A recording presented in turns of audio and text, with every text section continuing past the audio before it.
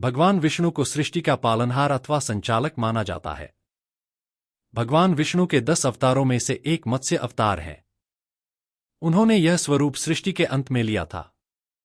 जब प्रलय आने में कुछ ही समय बचा हुआ था, तब उन्होंने सृष्टि के उद्धार के लिए यह रूप धारण किया था। शास्त्रों में वर्णित भगवान विष्णु के सभी अवतारों के पीछे कुछ ना कुछ उद्देश्य छिपा हुआ है। आज हम भगवान विष्णु के मत्स्य अवतार के बारे में जानेंगे कि कैसे उनके द्वारा संसार का उत्थान हुआ था। क्यों धारण किया था भगवान विष्णु ने मत्स्य रूप? आइए जानते हैं। एक बार एक प्रतापी राजा जिसका नाम सत्यव्रत था, कृतमाला नदी में स्नान कर रहा था। स्नान के पश्चात जब सूर्य देव को तर्पण के लिए अपने हाथ उठाया तो उसकी अंजलि में एक छोटी सी मछली आ गई। राजा सत्यव्रत ने मछली को पुनः नदी में छोड़ दिया। लेकिन तभी मछली बोली कि राजन, इस जल में बड़े बड़े जीव रहते हैं जो छोटे जीवों को मारकर खा जाते हैं। कृपया मेरे प्राणों की रक्षा करें। तब सत्यव्रत के हृदय में उस मछली के लिए दया उत्पन्न हुई और वह उस मछली को अपने कमंडल में रखकर अपने घर ले आया। अगली सुबह जब सत्यव्रत नींद से उठा, तब मछली का शरीर इतना बड़ा हो चुका था कि कमंडल भी छोटा पड़ने लगा था।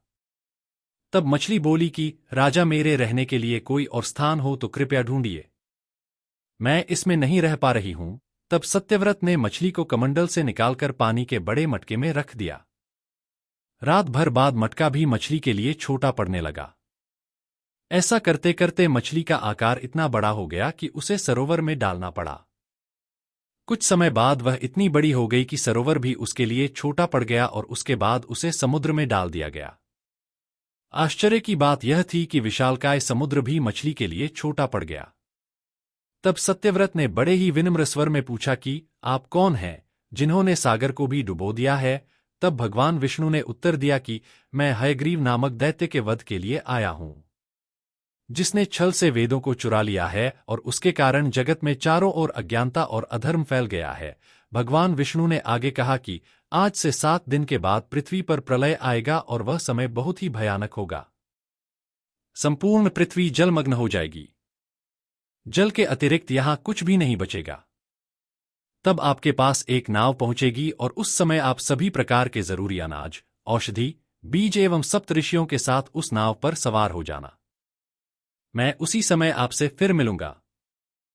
सत्यव्रत ने यह भगवान का आदेश मानकर स्वीकार किया और 7वें दिन जब पृथ्वी पर प्रलय चक्र ने अपना आकार बढ़ाना शुरू किया और समुद्र सीमाओं को लांघकर सब कुछ जलमग्न कर दिया, तब उसी समय सत्यव्रत को एक नाव दिखी।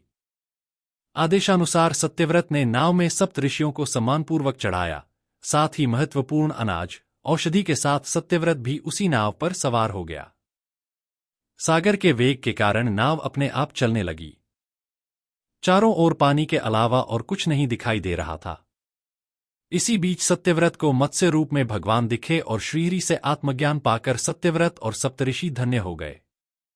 जब प्रकोप शांत हुआ तो तब भगवान ने हयग्रीव का वध कर सभी वेद वापस छीन लिए और ब्रह्मा जी को वापस सौंप दिए। इस प्रकार भगवान विष्णु ने मत्स्य रूप धारण कर वेदों का उद्धार किया तथा प्राणियों का कल्याण किया।